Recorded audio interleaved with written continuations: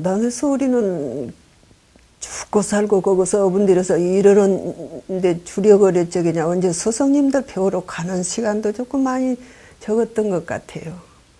근데 처음에 이제 출가했을 때 대산종사님께서 참 그 어려운 생활, 저 밑에서부터서 해야 하는 길이 전무 출신의 길인데 할 수 있겠느냐고, 내가 그 집 아는데 할 수 있겠느냐고 그렇게 다니시더라고요. 그래서 남이 하는 일은 저도 하겠습니다. 그렇게 했어요. 그리고 뭐 이제 공부한다고 또 이제 하고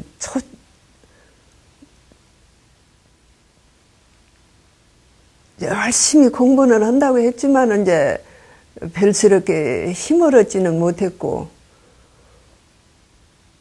졸업하고 어디로 갔냐면은 저 보절교당을 갔어요.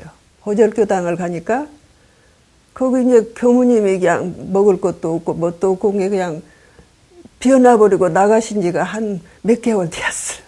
그런데 가서 그래도 산다고 또 열심히 사니까 그 공부 표준이라고 한 것은 나는 평생을 무엇을 잡았냐면 일상수행의요법을 잡았어요.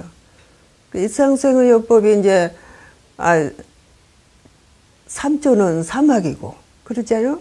예, 정신수양, 사리연구, 작업치사가 이제 3조까지 들어가고 있고, 그 다음에 이제 신분의성이 들고, 그래서 일상수행의요법을 지금까지도 일상수행의요법을 공부 표준을 잡고, 표준 잡을 길이 많지만은 그 표준을 잡고 또 스승님들의 이제 그 말씀을 이제 이렇게 접해가면서 그렇게 살고, 그 교당에 어려움이 있다 하더라도 그것을 다 극복하기 전부 주신의 귀디 이런 길인가 보다. 그렇게 하면서 사니까 다 되어지더라고요.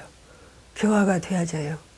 그리고 교도를 접하는 데는 절대로 교도를 어떻게 접하냐면은 부담을 주지 않는 걸로 교도를 접했어요. 그 세간에서 많이 시달리는, 정신적으로 물질적으로 인연으로 시달리는 교도님들이 교당에 왔을 때는 전부가 포근하게 낙원세계로 온 것 같은 마음을 주자, 이런 식으로 해서 교화 표준은 그렇게 잡았어요. 그래가지고 이렇게 이제 부담을 주지 않으니까 가면은 교화가 이루어지더라고요. 그 가면은 교화가 이루어져요. 그리고 또 떠드는 것이 또 스승님들의 뜻도 통해지고 또 그 지방의 뜻도 통해지고, 그래서 이제 참 뭐다 이렇게 사라지게 되더라 그 말이죠. 그리고 이 사람이 우리가 참 입교를 시킨다는 것이 참 중요하다는 생각이 들어요. 그 대인교당을 가가지고 이제 칠보를 이제 교당이 하나 있어도 되는 곳인가 한번 가보자 하고 가서 보니까 잘생긴 남자가, 모르는 남자가 와서 꾹뻑 이렇게 앞장을 하고 절을 해요. 그래서 또래 하니까 자기가 몇 년 전에 입교를 해서 교도증을 가졌는데 교당이 없어서 한 번도 교당을 가본 일이 없는데 원불교 교무님이 왔다 갔다 한 것 같아서 인사를 했습니다. 그래요. 그래서 이제 그거 간 목적을 얘기를 하니까 그러면 제가 장소 제공을 하겠습니다. 천말이 그래요. 그래서 이제 나를 받고 출장 법회를 보게 되면은 알려드리리다 했더니 그 알려주니까 장소 제공을 다 하는 거예요. 그래서 한 달에 3번씩을 그 출장 법회를 보는데 이 양반이 어떻게, 그거 이제 칠보 도강 김시험은 토백이거든. 근데 거기서 이제 그 벽돌 공장을 하더라고요. 이분이 어떻게 열심히 그 순교를 하는지, 출장을 가면 교도를 그 지방 요인들을 다 불러다 놓는 거야. 그래갖고 참 출장 법회를 참 재미있게 본 일이 있어요. 그래서 우리가 참 되도록이면 입교를 시키는 것이 참 중요하다. 그리고 교화하는 데는 하여튼 이제 그 부담 주지 않는 것이 참 발전하는 데 큰 속성이 있다. 이런 생각을 했고요. 그리고 이제 스승님들의 그 말씀은 어떤 또 큰 이렇게 어떤 말씀보다도 그 경전에 있는 말씀 그대로로 해갖고 늘 이고 살았죠. 스승님들의 그 말씀을 이고 살고 참 뭐 가슴 속에 묻고 살고 이제 그렇게 살았는데 그걸 칠법 출장을 할 때 그 도은 스님이라고 스님 한 분이 자기 신자들을 한 30명을 데리고 왔어요. 법회 날. 그래갖고 쭉 와가지고 법회를 보고는 법회 끝나고 나니까 이분들이 싹 돌아앉아가지고 나한테 뭐라고 질문을 하냐면 우리 스님이 좋은 법문을 들으러 가자고 해서 내가 우리들이 이렇게 다 모여갖고 30명이나 왔는데 여기 오니까 부처님도 안 계시고 스님도 머리를 쪽을 찌르고 치마적을 입고 이상합니다. 이렇게 물어요. 그때 뭐라고 대답하고 하면 좋을까요? 법신부를 부처님이라고 부처님 마음씨라고 이렇게 해도 그 사람들이 못 알아들 것 같고 한참 이러고 바라보고 있다가 스님 믿습니까? 그러니까 믿은 게 가자고 온 게 왔지요. 그래. 그래서 그러면 스님 말씀만 잘 믿으세요. 그렇게만 대답을 했어요. 그랬더니 그분들이 산해교당의 시초가 됐어요. 참 그거 희한하게 다 인연이 되더라고요. 그렇게 해서 이제 그래서 하여튼 그 교당을 가면 언제든지 마음속에 잠시도 한 발을 뛰어옮길 때마다도 스승님들의 그 말씀 행 하나가 다 내 숨결이 되고 말씨가 되고 행이 되고 하니까 그 실수가 있는 일이 없어요. 그렇게 교도님들한테 전달이 그대로 돼야지고 그래가지고 가면은 교화가 이루어지더라고요. 그게 그렇게 해서 거기서 이제 그 참 테인스 그 아랫방 하나 갖고 살다가 이제 500평짜리 집을 사가지고 또 이제 그 교화가 상당히 활발했고 그리고 또 거기서 그때 이제 대산종사님께서 그 내장사를 다녀오셔가지고 태인으로 오셔서 항상 내장에다가 삼신을 감춰야 한다 그런 말씀을 이렇게 아주 강력하게 해주시더라고. 그래서 이제 그런 말씀을 늘 받들고 그리고 처음부터서 그 이제 대산종사님이 이제 그 인연이 깊었어요. 그 집을 찾아갔고 그 집에서 그런 이제 이렇게 공부해라. 네가 전문 출신을 할 수가 있을란지 모르겠다 해서 남 하는 거 저도 하겠습니다 했고 그래서 참 그런 항상 표준을 삼고 그리고 이제 우리 졸업하고 가서 교당에 가서 한 46년도에 졸업을 했는데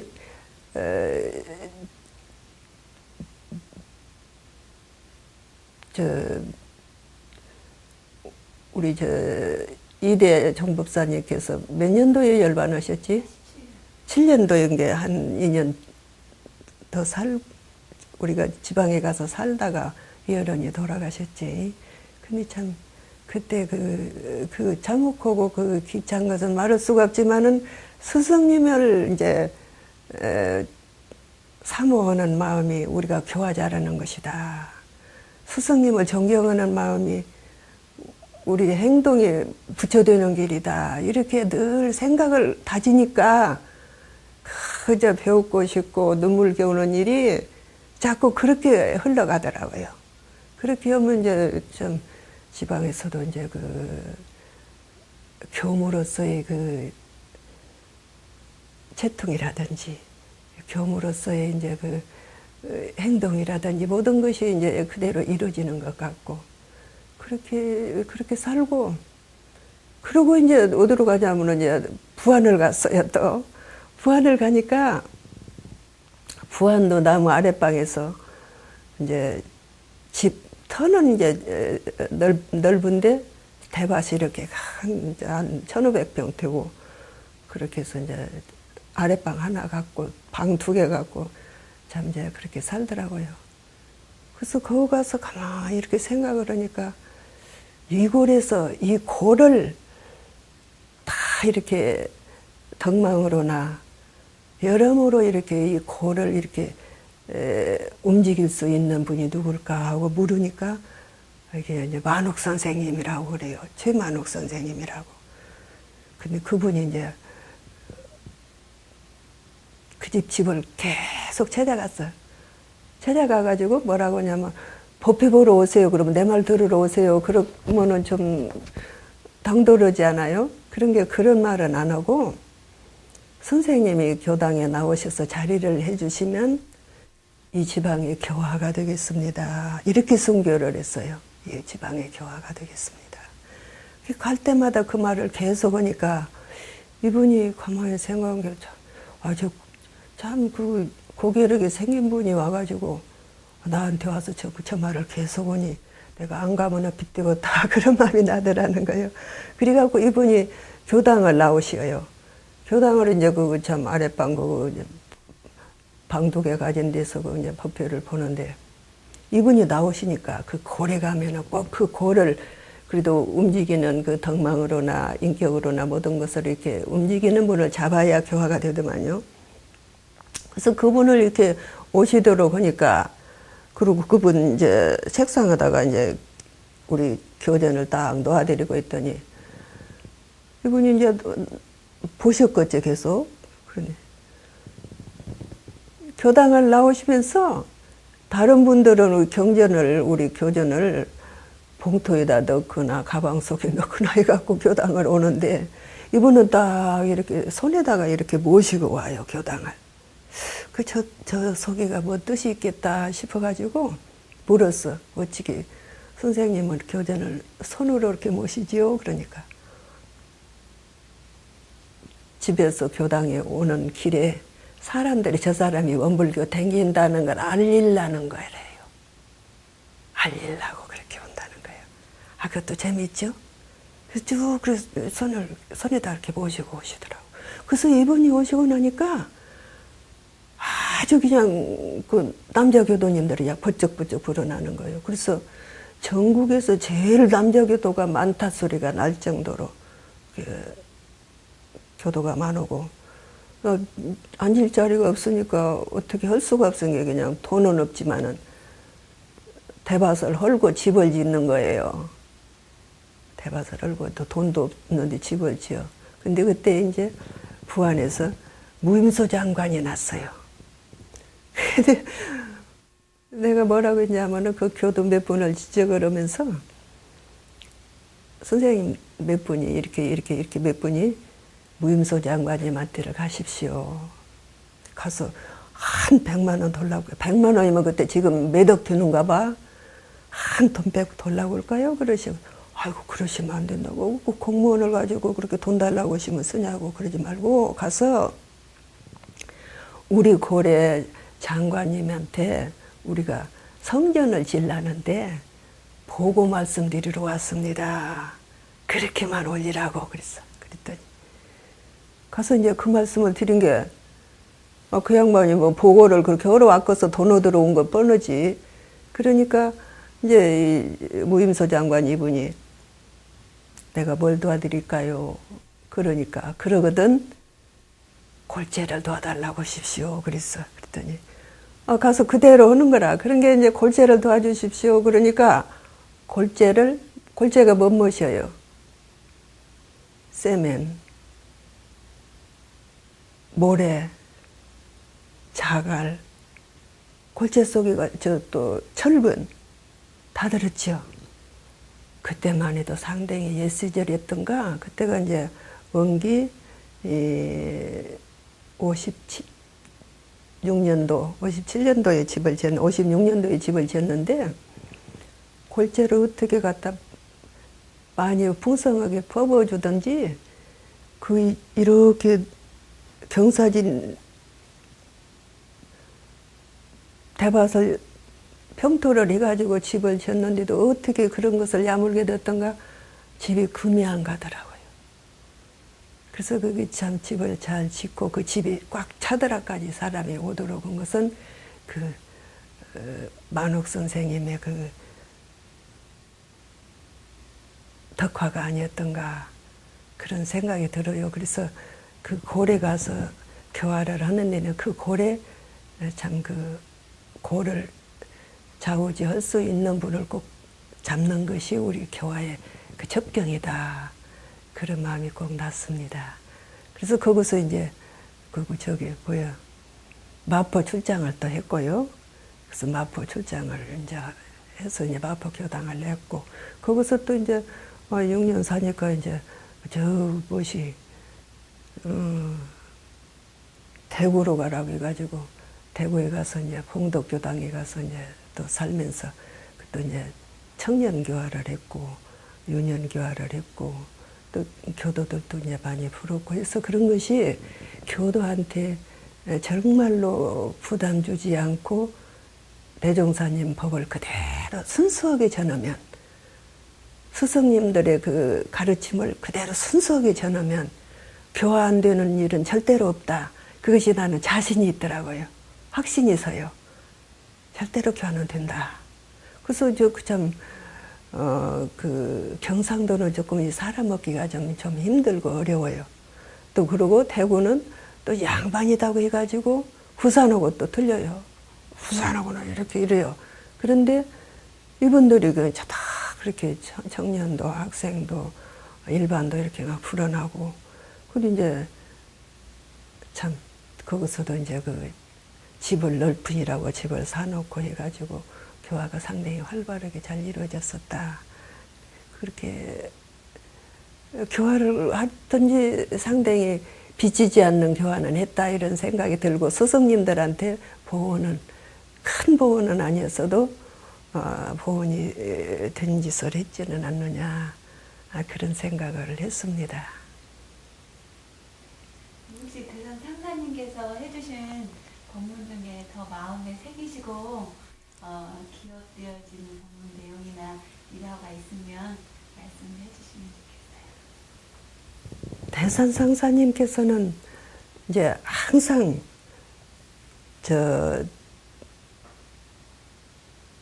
우리 사는 길이 전부가 다 불법 아닌 것이 없어. 그러니 늘 공부하는 마음으로 사람을 대하고 공부하는 마음으로 일을 대하고 공부하는 마음으로 밥도 먹고 그래서 전부로 우리 생활 전체를 공부라고 생각하고 살아라. 늘 그렇게 말씀을 하시더라고요. 늘 그렇게 살아라.